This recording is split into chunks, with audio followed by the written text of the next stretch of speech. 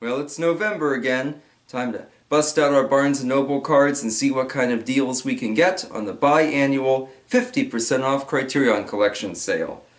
And let's jump right in with one I was talking about last July, hoping and praying and wishing that this would be released in time for the July sale, and of course it wasn't.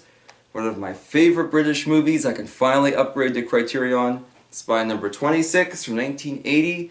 The Long Good Friday. This was the movie that made Bob Hoskins a star. No, it was not Super Mario Brothers, it was this. And I've had this same cruddy old VHS tape for decades. I can finally upgrade it to Criterion. An amazing movie. Paul Freeman from Raiders of the Lost Ark pops up briefly. Pierce Brosnan has a small, mostly non-speaking role. Helen Mirren is great. It's Bob Hoskins' wife, that kind of thing. Amazing gangster movie, one of my favorite British films of all time. So happy to finally make the upgrade to Criterion. Those of you who've watched my other Criterion sale videos probably remember that I always have a couple rules. One is that I upgrade something that I owned previously on VHS or DVD, but was ready to kind of make the plunge for something a little bit nicer, and that's exactly what I did in this case. Really excited to get it. Yes, that picture is upside down by design. Those of you who've seen the film will certainly remember the part with the abattoir, as we'll call it. Interesting stuff. In the past, I'd picked up Hoskins' Mona Lisa in anticipation of this release. I still haven't watched Mona Lisa yet, but I'm looking forward to it. But I'm so happy to have this. An amazing score, great movie, one of my favorite British films of all time. I made a beeline right to this when I got to Barnes & Noble. So another rule I always have is to pick up something I'm not familiar with. Maybe I haven't heard of it, or maybe I've only heard a little bit about it. In this case, I went with El Norte, The North. And this is spine number 458. I remember the American Film Institute, you know, a decade, 2 decades ago, when they were compiling a list of like the best American films. I know they were pushing this one for inclusion on some of their lists. I don't know if it was a diversity measure or if it was done because somebody really liked this film. It didn't seem like most of the people who were voting and selecting the movies had much to say about it, but El Norte, telling the story of Guatemalan immigrants coming to the United States. I was really interested in seeing it though, because it popped up in a lot of their kind of press material, so I'm thinking it'll be an interesting watch. I'm not too familiar with it. Something fun to see. And one that I've seen at Barnes & Noble a million times and have never bought. Figure now was the time to take the plunge. From 1973, Peter Yates's The Friends of Eddie Coil, spine number 475. You know, I love Robert Mitchum, pictured up there at the top. Of course, we all remember him predominantly for one movie. Just in time, I was going to put that there. Children. Him leaning on the everlasting arms and the ever-popular The Night of the Hunter. Now, he made lots of other great films too, and he had small roles in several classics like Scrooge, things like that. But Night of the Hunter was the movie that established him as a star. Not so much back in the 50s, but much later. And it's definitely a great film, and Criterion has a release of that as well, which I actually don't own. But I thought, it's time to buy another Robert Mitchum film. I'd actually watched him just recently in one of his earliest movies, Laurel and Hardy's The Dancing Masters. He has a funny scene where he's playing a gangster trying to intimidate the duo, that kind of thing. So I was really excited to finally be able to see this one. I've heard it's quite good. I've seen it on the shelf there a million times and never bought it, so it seemed like perfect timing. Very excited to see it. If you have seen this one, let me know if it's any good or not. I love movies about organized crime. Alright, so let's move on, shift gears to horror from, I should say, spine number 777 from 1979. David Cronenberg's The Brood. I've talked about The Brood on here before in the sense that I was going to buy it at the last sale and I passed. And the reason I passed was because the Halloween before, my best friend and I picked out as a Halloween film Burnt Offerings. Here's the nice Kino Lorber Blu-ray release there.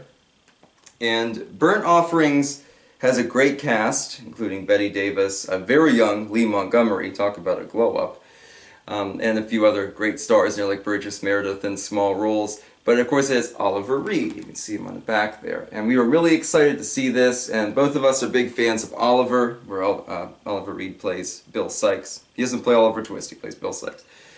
And we were really excited to see it, and we were kind of disappointed by Burnt Offerings. It's more funny than scary. It does have a few good scare moments, but that was what turned me off to The Brood. I thought, oh, another horror film with Oliver Reed? How do I know this isn't going to be some, horror film that's more funny than scary? But I thought, well, it's David Cronenberg, and I'm a big fan of The Fly.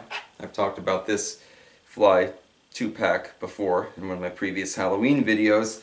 So I thought, well, it's worth a try, so I'm expecting some gross body horror. It's also apparently a commentary on divorce and the custody battles that ensue over children, so I'm very curious to see how all that plays in. If you've seen The Brood, let me know below what you think of it. Really excited to see it. If it's like The Fly, there might be a couple scenes I have to close my eyes and look away, but I think it'll be a good choice, and hoping for something a little more exciting than Burnt Offerings was, we'll put it that way. Alrighty. A movie I watched years and years ago, and I watched it with my father, and I can't remember if I was in high school or in college, but I thought, you know what, it's time I watch it again. I know it's been at least 15 years. Here comes Mr. Jordan from 1941, spy number 819, and Robert Montgomery is very underrated. My plan is to talk about him some this Christmas when we review The Lady in the Lake as part of my Christmas movie video specials there. But he's really good in here as a man who's sort of taken before his time, that kind of thing. He's accidentally pronounced dead by an angel, his body's cremated, now he has a soul, or some kind of entity, but no body to put it in. And Mr. Jordan, played by Claude Rains there, the amazing Claude Rains, he's great in anything, has to figure out how to rectify this problem in some kind of celestial way. You know, it's one of those comedies that could probably only be made in the 40s. And although it was remade several times, there's a sequel as well.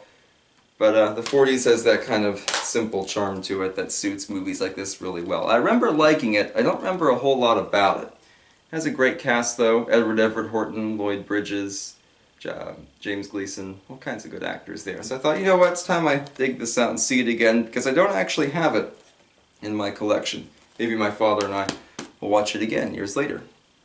And last but not least, if you watched my last Criterion video, you might remember that my Barnes & Noble used to have two sections for Criterion releases. It had DVD and Blu-ray.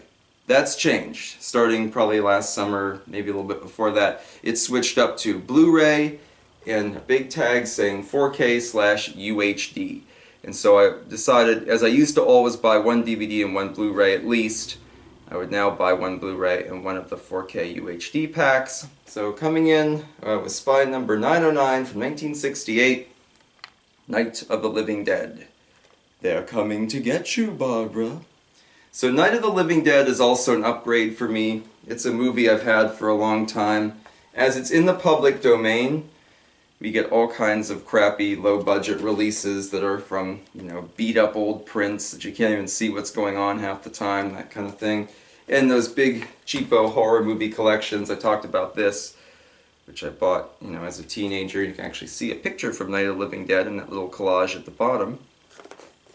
But Night of the Living Dead was crying out for a proper, full restoration, that kind of thing. There's been a lot of work done with the movie over the years. Of course, it's been colorized at least once. There have been different edits, and Joseph Russo, one of the men involved, went back and filmed new scenes and put them in the movie and released it as like a special cut, and all kinds of wacky things like that. But the one thing it didn't get was a proper restoration. Now finally we have it.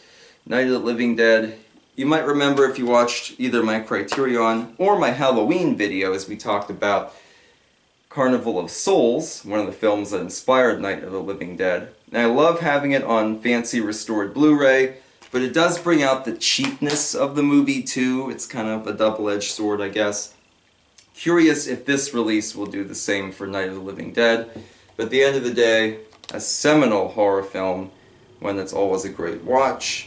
Of course, there are a couple of sequels as well. You might have heard of Dawn of the Dead and Day of the Dead.